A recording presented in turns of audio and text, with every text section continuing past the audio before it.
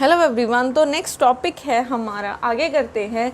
Moment of inertia निकाल रहे थे हम। हमारी थर्ड प्रॉब्लम है थिन रॉड। ठीक है, रॉड भी हमारे पास क्या होती है, एक रेक्टेंगुलर प्लेट ही होती है, बट उसकी क्या हो जाएगी, ब्रेड्थ कम हो जाएगी। ठीक है, बस ये हो जाएगी।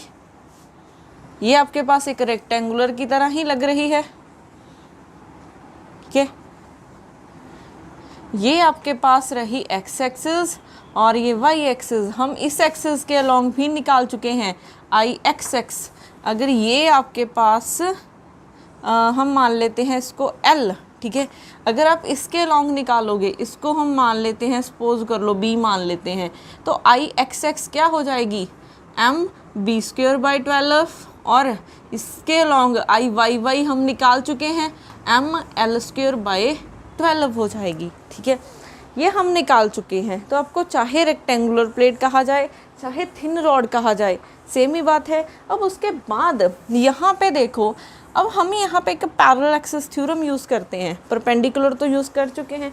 अब अगर आपने इस एक्सिस के अलोंग निकालना हो, ठीक है, इस एक्सिस के अलोंग, ये वाली एक्सिस इस एक्सिस के पैरेलल पड़ी है। ठीक है, तो by using parallel axis theorem, तो आई, ठीक है, इस एक्सिस के लॉन्ग किसके इक्वल थी, I C plus M D square. ठीक है, अब आई सी इस सेंटर वाली एक्सिस हमारी क्या है, आई वाई वाई है। इसकी वैल्यू कितनी है, एम एल स्क्वेयर बाई 12। अब एम, ठीक है, डी क्या होता है, इन दोनों में डिस्टेंस था। ठीक है, अब ये कंप्लीट लेंथ अगर एल है तो ये इतनी हो जाएगी एल बाई 2, तो डी हो जाएगी एल बाई 2। ठीक है, तो डी की वैल्यू एल बाई 2 का स्क्वायर, तो यहाँ पे हो जाएगी M L square by 12 plus M L square by 4। तो यहाँ से क्या हम कॉमन निकाल सकते हैं, एम एल स्क्वायर कॉमन निकालो, एलसीएम लो, 12 1 प्लस 3 आ जाएगा, M L square 1 plus 3 4 by 12, तो ये कट के 3, तो यहाँ पे आई की वैल्यू आ जाएगी एम एल स्क्वेयर बाई 3। तो ऐसे यूज़ होती है पैरेलल एक्सिस थ्योरम। आप किसी भी एक्सिस के अराउंड क्या फाइंड कर सकते हो, ठीक है, मोमेंट ऑफ इनर्शिया निकाल सकते हो, बट आपको क्या पता होना चाहिए, उसके पैरेलल एक्सिस की मोमेंट ऑफ इनर्शिया आपको पता होनी चाहिए। ठीक है, अब उसके बाद हमारे पास नेक्स्ट करते हैं हम सर्कुलर प्लेट के लिए, सर्कुलर डिस्क के लिए करते हैं।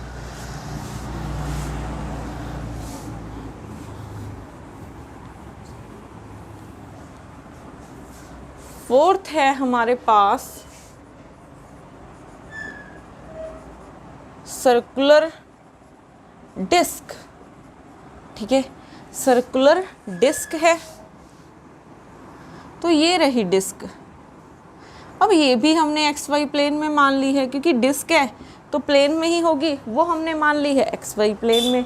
ठीक है, तो हम पहले आई एक्स एक्स निकालते हैं, फिर आई वाई वाई। अब इस डिस्क का हम रेडियस मान लेते हैं आर। ठीक है, इस डिस्क का हम रेडियस मान लेते हैं आर। तो अब यहाँ पे देखो, आई एक्स एक्स निकालते हैं, तो आई एक्स क्या होगी, डी एम क्या होता है, Y square plus Z square. अब फिर से ये डिस्क पड़ी है हमारी एक्स वाई प्लेन में, तो जेड क्या हो जाता है, 0। तो अगर जेड 0 है तो ये 0 हो गया है, तो आई एक्स एक्स किसके इक्वल हो जाएगा, डी एम वाई स्क्वेयर। अब फिर से कभी भी किसी के लिए भी आपने मोमेंट ऑफ इनर्शिया निकालना है तो क्या लगाते हैं हम, यूनिफॉर्म डेंसिटी वाला कॉन्सेप्ट। ठीक है, तो यूनिफॉर्म डेंसिटी मीन्स आप किसी भी पॉइंट पे निकालोगे तो डेंसिटी आपको कांस्टेंट मिलेगी। ठीक है, फॉर यूनिफॉर्म ऑब्जेक्ट्स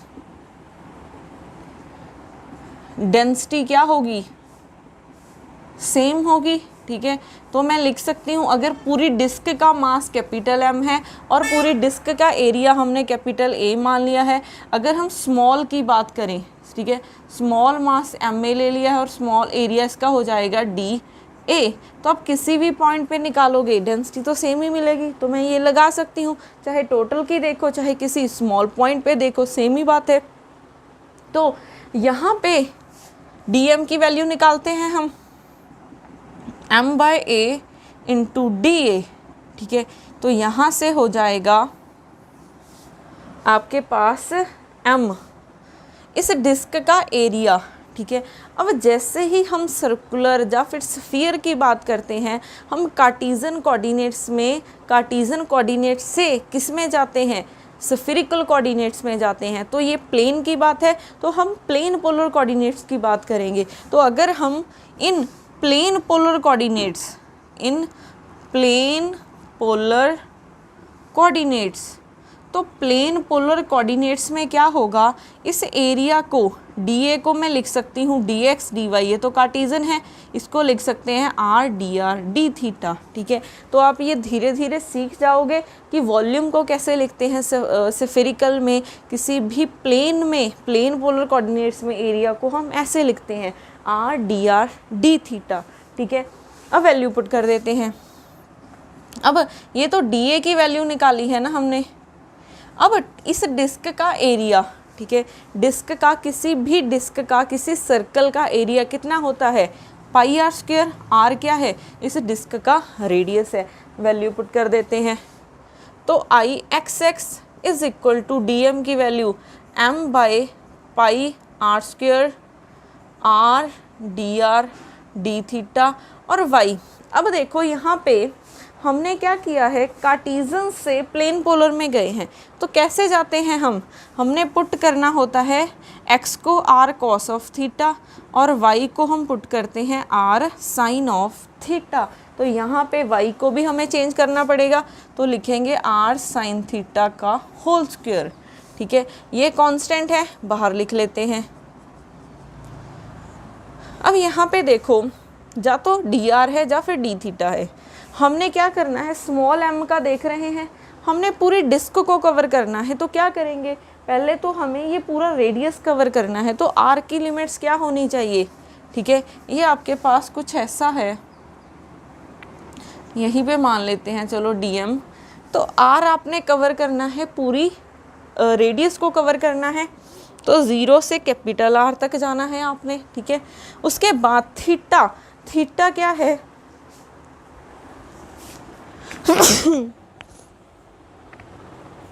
यहाँ पे थीटा क्या हो जाएगा, 0 से, ठीक है।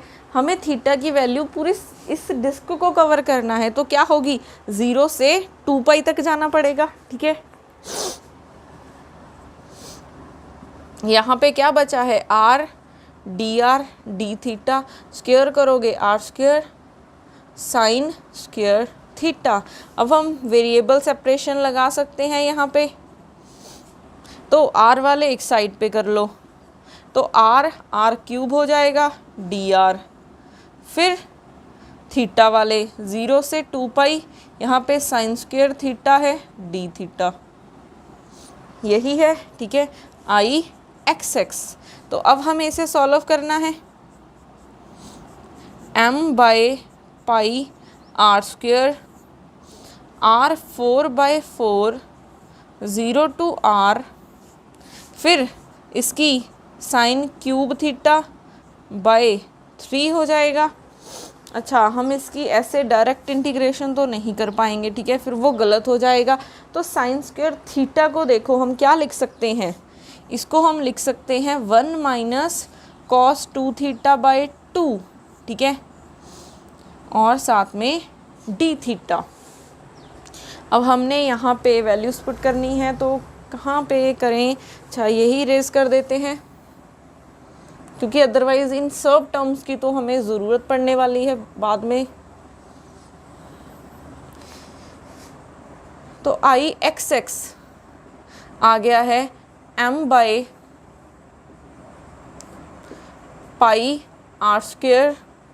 r4/4 -0 हो जाएगा। इसकी देखो अपने इंटीग्रेशन करनी है, लिमिट्स 0 से 2π। तो कैसे करोगे, 1 की इंटीग्रेशन थीटा बाय 2, माइनस इसकी इंटीग्रेशन साइन 2 थीटा बाई 2 और साथ में 2 है नीचे और लिमिट्स 0 से 2 पाई। तो यहाँ से आई एक्स एक्स क्या आ जाएगा, m बाई ये कट के 2 रह गया है 4 पाई, यहाँ पे आर स्क्वायर, ठीक है। फिर यहाँ पे लिमिट्स पुट करोगे 2 pi by 2 sine 4 pi 2 into 2 pi by 4 minus 0 minus sine 0 0 हो जाएगा और साइन 0 देखोगे, साइन पाई देखोगे, साइन 2 पाई देखोगे, सारी टर्म्स क्या होती हैं 0। तो यहाँ से आ जाएगा I x x is equal to M R square by 4 pi, ये कट के पाई, ये भी टर्म 0 हो गई है, ठीक है।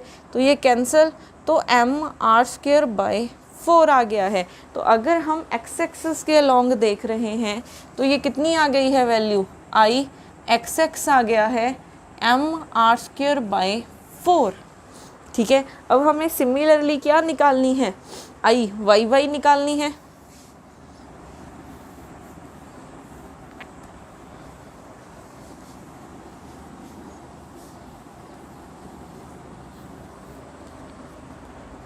तो आई वाई वाई क्या हो जाएगा, डी एम, ठीक है। वाई है तो बाकी कौन रह गया, x square plus Z square. अब ये डिस्क हमने एक्स वाई प्लेन में मानी है तो जेड कोऑर्डिनेट 0, तो ये टर्म 0 हो जाएगी। तो I Y y is equal to D M x square. फिर डी एम की वैल्यू पुट कर दो by using this M by pi R square R D R D theta, x square की वैल्यू कितनी है, आर कॉस ऑफ थीटा का square. तो यहाँ से आई वाई वाई क्या हो जाएगा, ये इंटीग्रेशन के बाहर M by pi R square. अब वैल्यूज़ देखो, आर 0 से आर जाता है, थीटा 0 से 2 पाई जाता है, ठीक है, 0 से आर। तो यहाँ पे अब कौन सी टर्म बच गई हैं, 0 से 2 पाई आर डी थीटा, यहाँ पे R square cos square theta. तो अब आर वाले एक साइड पे और थीटा वाले एक साइड पे कर सकते हैं, तो आर क्यूब हो जाएगा डी आर और 0 से 2 पाई फिर cos square theta D theta, ठीक है। अब इतनी टर्म को ऐसे तो इंटीग्रेशन नहीं कर सकते, तो क्या करोगे, इसको लिख सकते हैं 1 plus cos 2 theta by 2 M by pi R square 0 से आर क्यूब डी आर 0 से 2 पाई, इसको लिख सकते हैं 1 प्लस कॉस 2 थीटा बाई 2 यहाँ पे डी थीटा, ठीक है। अब करते हैं इंटीग्रेशन, तो आई वाई वाई हो जाएगा M by pi R square, इसकी इंटीग्रेशन करोगे आर 4 बाई 4 0 से आर, फिर इसकी integration theta by 2 plus cos theta की इंटीग्रेशन साइन 2 थीटा और डिवाइडेड बाई 2 है और एक और पड़ा है 2, 0 से 2 पाई, ठीक है। अब हम लिमिट्स पुट कर सकते हैं m by pi R square, फिर r कैपिटल 4 बाई 4 0 आ जाएगा, फिर 2 पाई बाई 2, यहाँ पे देखो चाहे साइन 2 पाई 4 पाई हो जाएगा, चाहे साइन 0, ये 0 ही होता है, साइन n पाई 0 ही होता है। तो लोअर लिमिट पुट करोगे 0, तो सिर्फ यही बचेगा, ठीक है। तो यहाँ से ये कैंसिल, तो क्या बन गया है हमारे पास,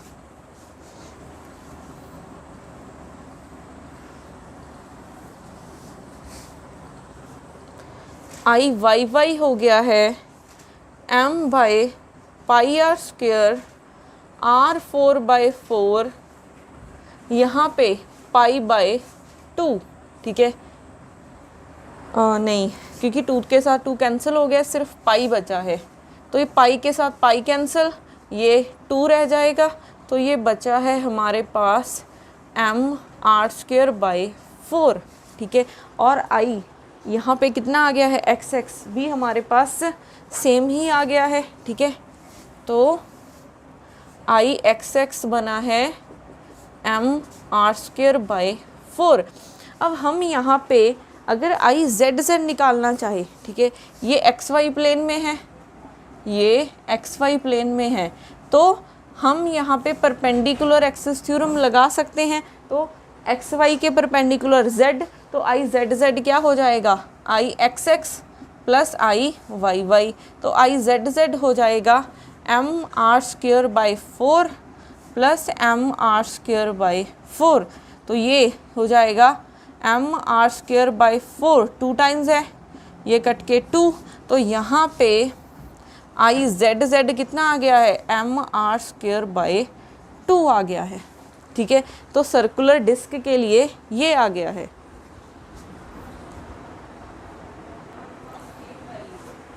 तो यहाँ पे हम क्या कर रहे थे, तो आई x X, I Y Y और आई जेड की हमारे पास वैल्यूज़ आ चुकी हैं। अब उसके बाद अगर हम मोमेंट इनर्शियल टेंसर में देखें, अब उसमें और भी हमारे पास वैल्यूज़ होती थी, ठीक है। वो वैल्यूज़ क्या थी,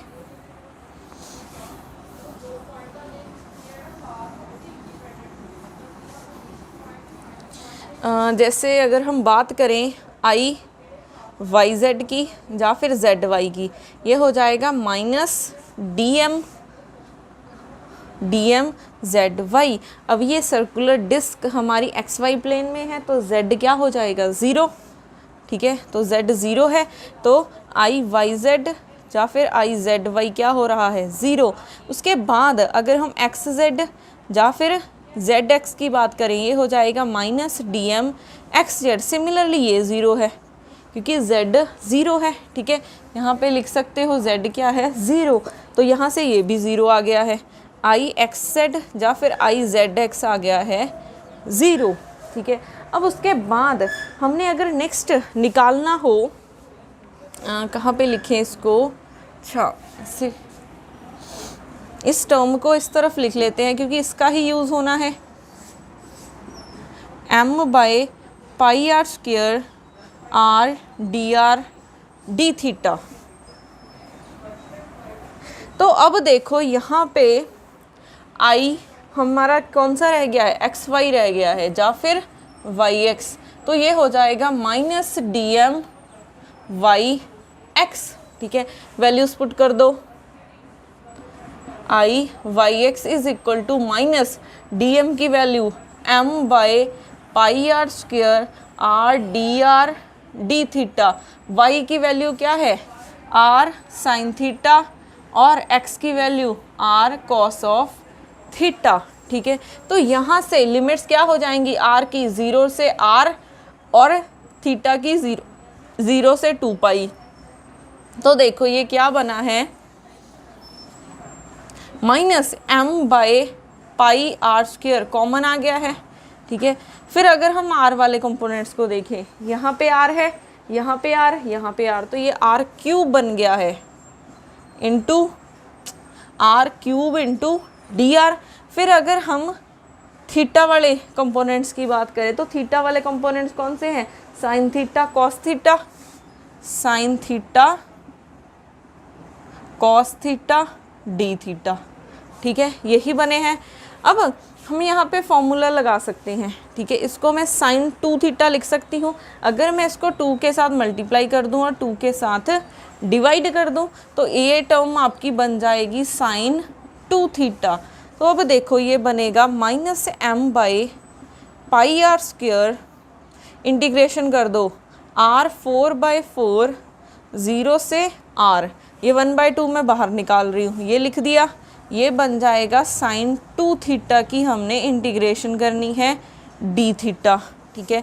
तो यहाँ से m by 2 pi R square, इसकी लिमिट्स पुट करो, r 4/4 माइनस 0, साइन की integration minus of cos 2 theta by 2, 0 से 2 pi, minus minus plus m by, ये 2 बाहर लिख लिया, 4 पाई आर स्क्वेयर आर 4/4, ठीक है। यहाँ पे साइन 2 इंटू 2 4 पाई साइन लिख रही हूँ, कॉस है, कॉस 4 पाई, फिर आ जाएगा माइनस कॉस ऑफ 0, ठीक है। तो यहाँ पे देखो साइन 4 पाई, ठीक है, साइन 4 पाई होता है 1 और साइन ये भी कितना होता है 1, तो 1 माइनस 1 0 बन गया है। तो ओवरऑल टर्म कितनी बन गई है 0। तो यहाँ पे आई एक्स वाई या फिर वाई एक्स ये क्या आ गया है 0 आ गया है, ठीक है। आई एक्स वाई देखो चाहे आई वाई एक्स देखो ये कितना आ गया है 0 आ गया है, ठीक है। तो अगर हम मोमेंट क्या बोल इनर्शियल टेंसर को लिखें तो क्या बन जाएगा,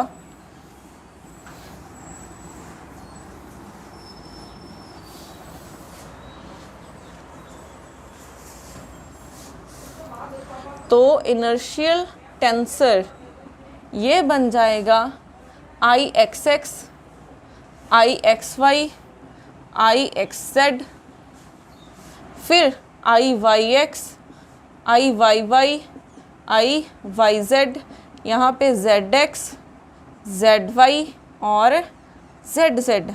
तो ये हो जाएगा आई एक्स एक्स की वैल्यू कितनी है एम आर स्क्वेयर बाई 4, बाकी ये नॉन डायगोनल एलिमेंट्स क्या हैं 0, इसकी value M R square by 4 है 0 0 0, इसकी value M R square by 2 आ गई है, ठीक है। तो हमारे पास inertial tensor, moment of inertial tensor ये बन गया है, ठीक है। तो ये बहुत इंपॉर्टेंट रिजल्ट है, डायरेक्ट भी आप याद कर सकते हो, ठीक है।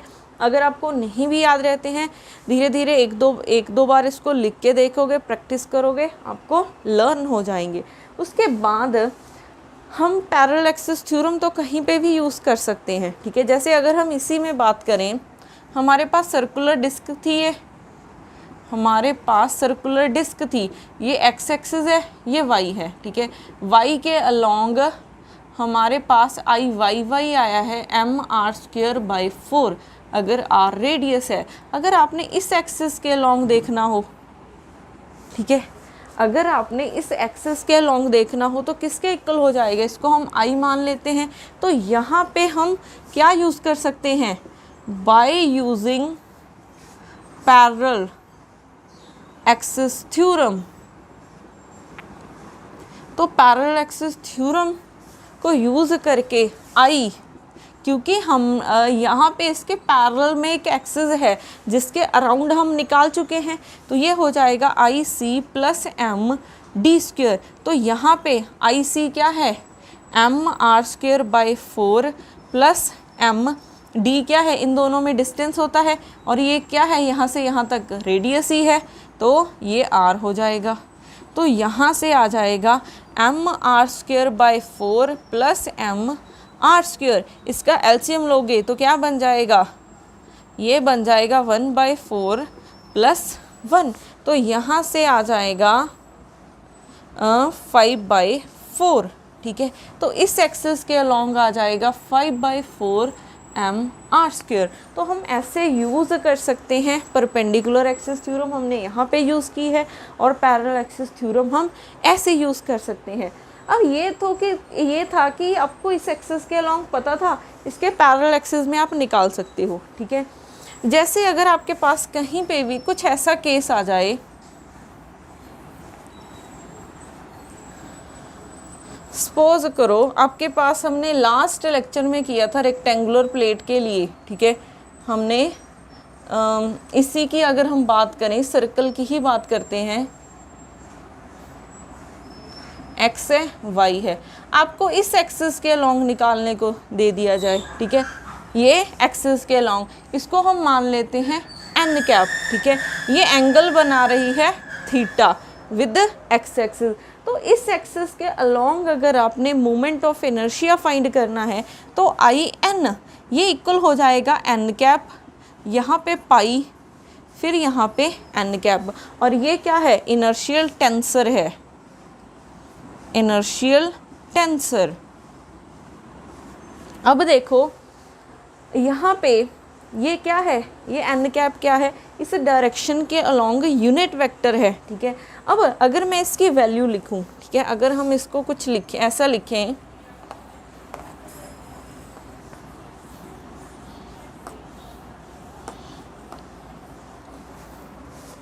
तो आई एन, यहाँ पे मैं पाई की वैल्यू लिख रही हूँ, ठीक है, I N is equal to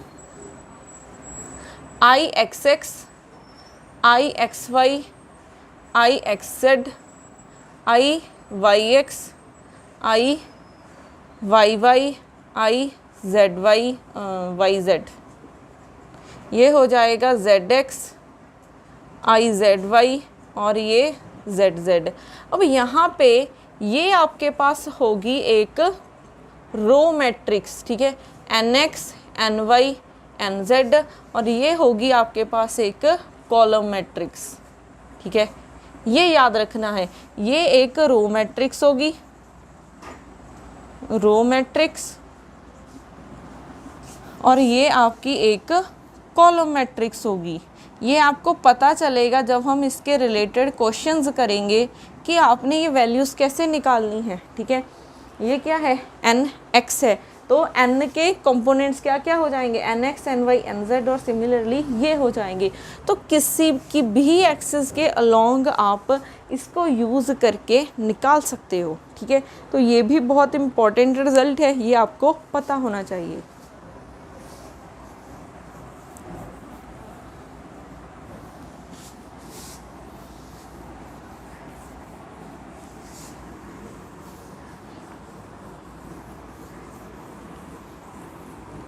बाकी हम करेंगे नेक्स्ट लेक्चर में।